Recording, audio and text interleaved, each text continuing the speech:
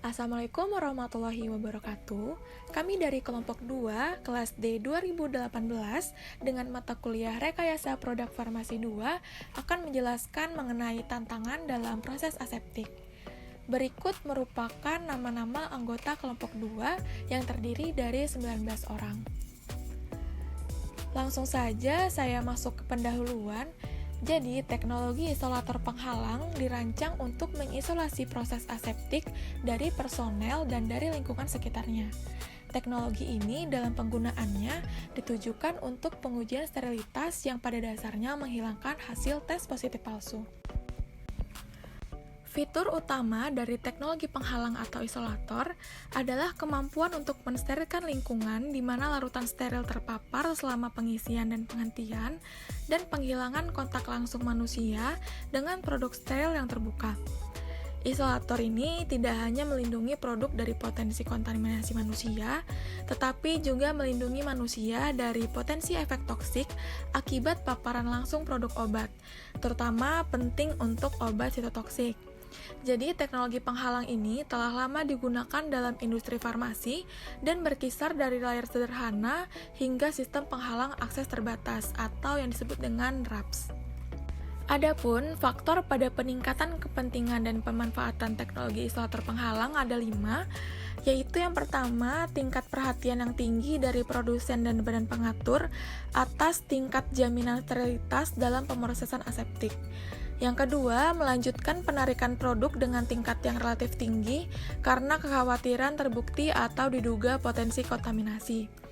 Lalu yang ketiga, lonjakan potensi produk tahan panas dari bioteknologi dan ketidakmampuan untuk mensterilkan molekul-molekul ini dengan pertimbangan stabilitas, suhu, kelembaban, dan jika perlu anaerobik. Yang keempat, banyak senyawa obat baru bersifat sitotoksik atau sangat kuat, di mana pertimbangan keamanan menuntut pemisahan obat ini dari operator manusia. Lalu yang kelima, karena begitu banyak obat biofarmasi yang sangat mahal, maka ada kecenderungan produksi batch yang lebih kecil. Lalu ada peningkatan desain ruang bersih dan kinerja operasional.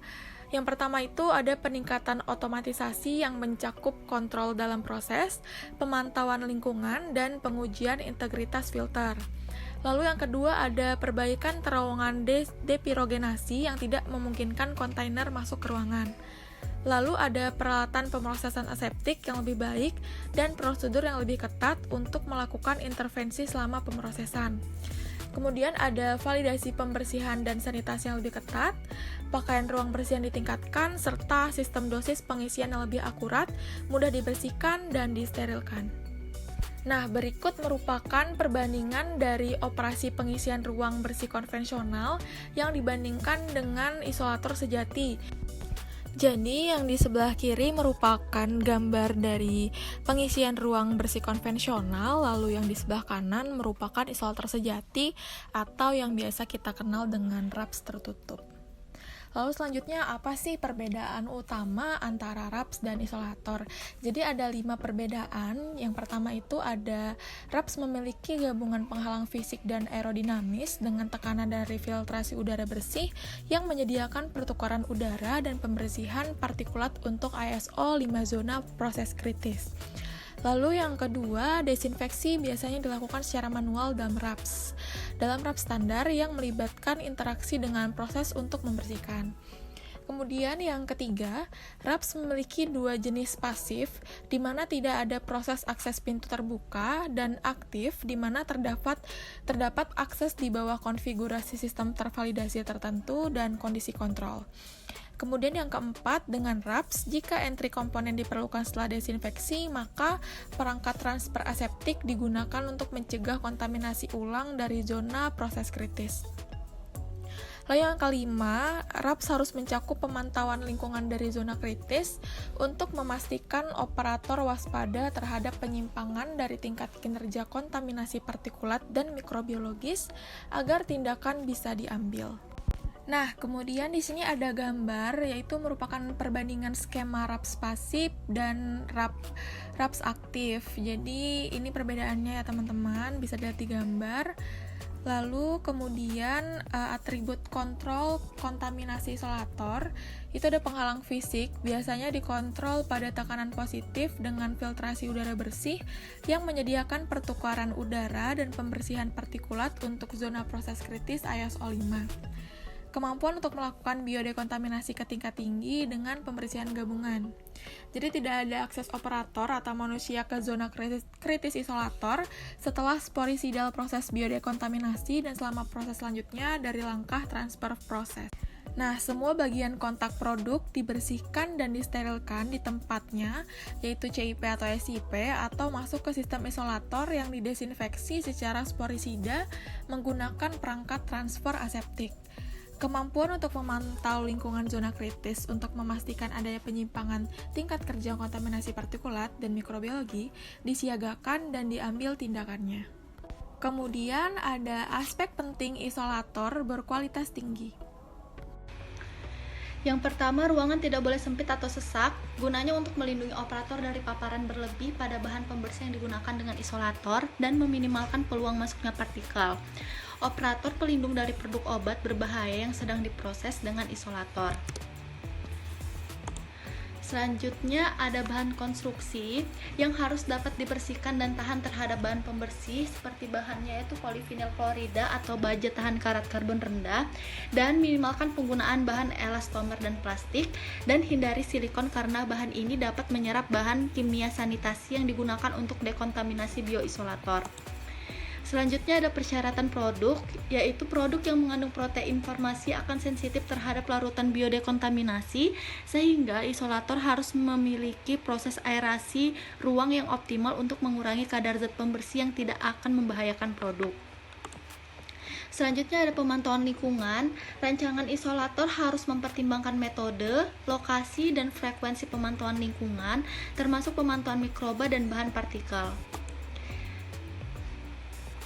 Selanjutnya ada pengujian sarung tangan. Desain isolator menentukan kemudahan pengujian sarung tangan, misalnya seberapa mudah mendeteksi cacat sarung tangan saat melihat melalui pintu kaca, dan seberapa mudah sarung tangan dapat dilepas, kemudian seberapa mudah pengujian otomatis dapat terjadi jika atau ketika proses lain sedang terjadi di isolator. Yang keenam ada mengontrol pembentukan partikel, diminimalkan melalui desain optimal yang tidak memungkinkan partikel dari lingkungan sekitar memasuki ruangan, karena barang-barang di dalam ruangan harus dirancang untuk meminimalkan pembentukan partikel.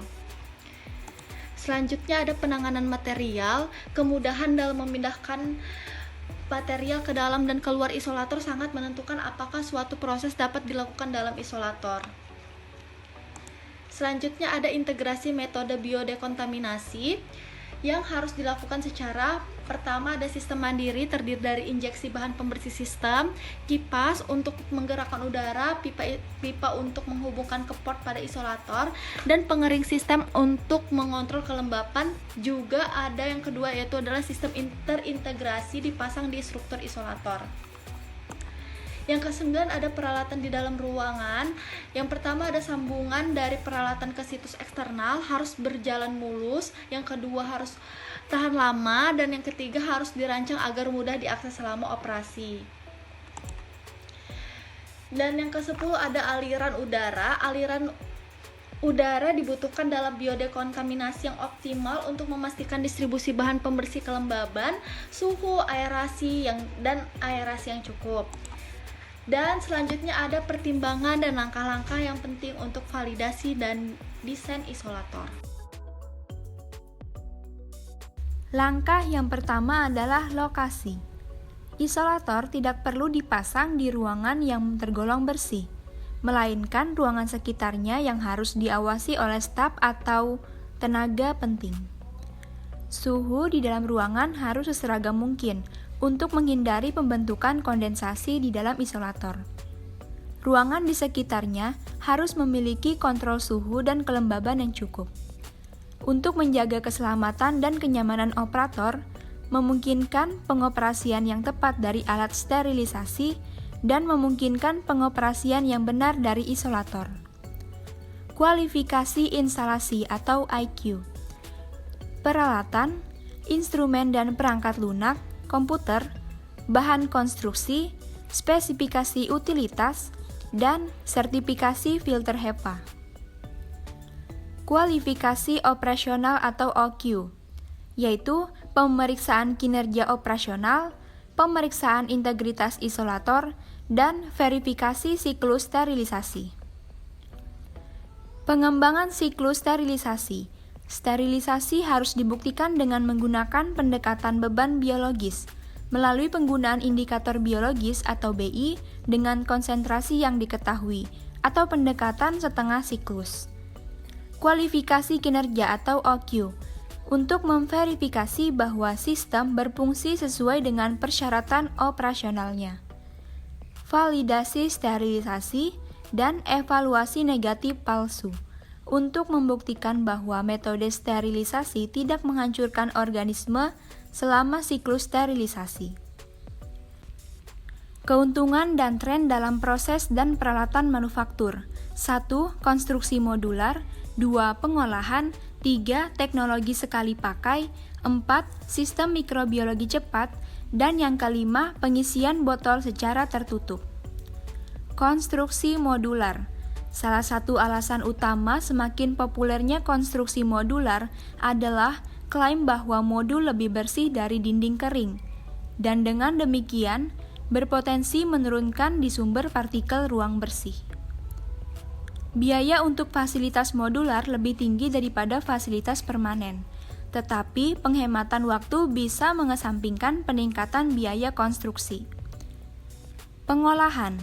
Teknologi pengisian yang ditingkatkan membantu meningkatkan jaminan kualitas.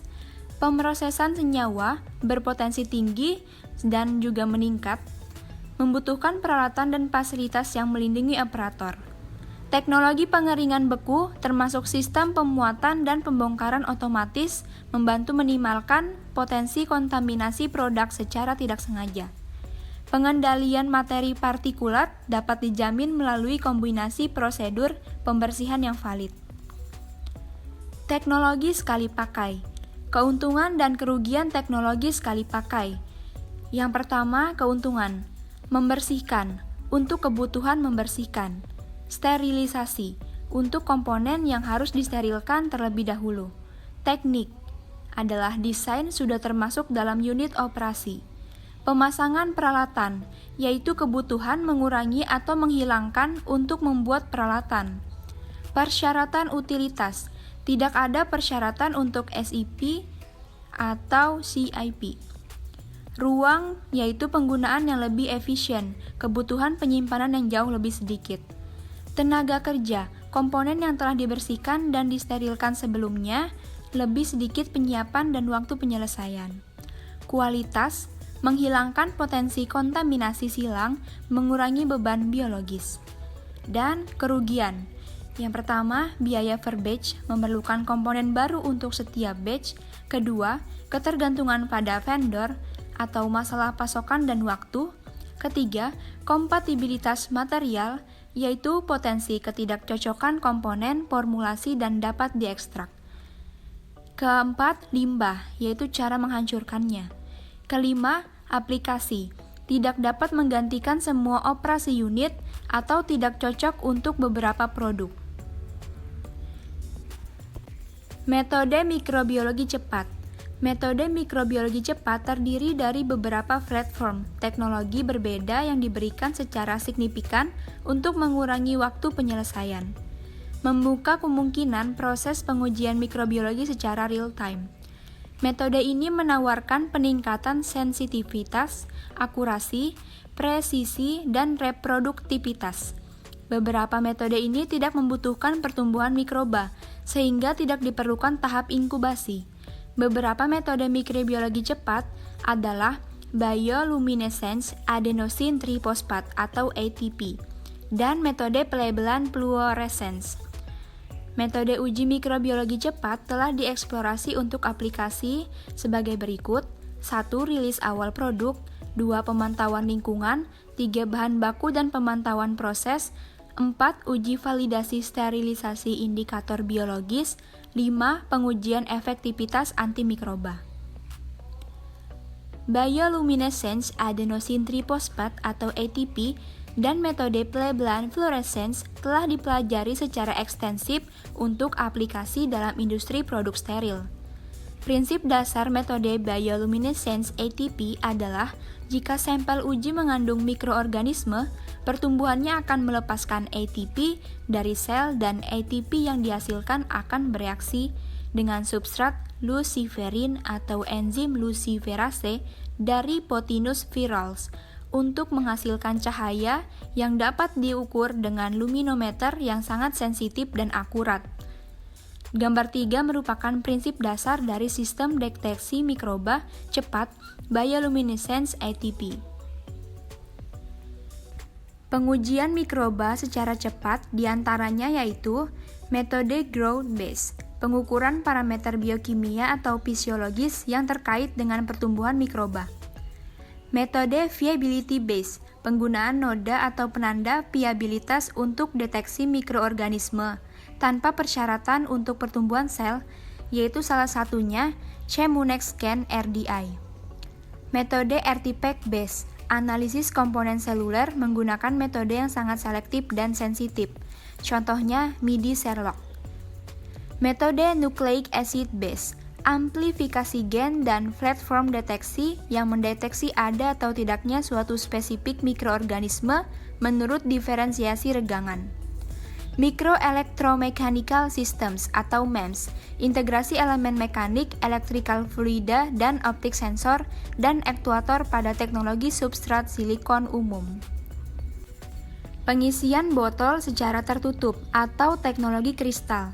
Keuntungan utama dari teknologi ini adalah kenyataannya bahwa seluruh proses dari pembuatan botol hingga pengisian cairan hingga penyegelan akhir botol sepenuhnya dilakukan secara tertutup. Oleh karena itu, jaminan sterilitas dioptimalkan. Sekian hasil presentasi dari kelompok kami. Saya ucapkan mohon maaf apabila ada salah kata. Terima kasih. Wassalamualaikum warahmatullahi wabarakatuh.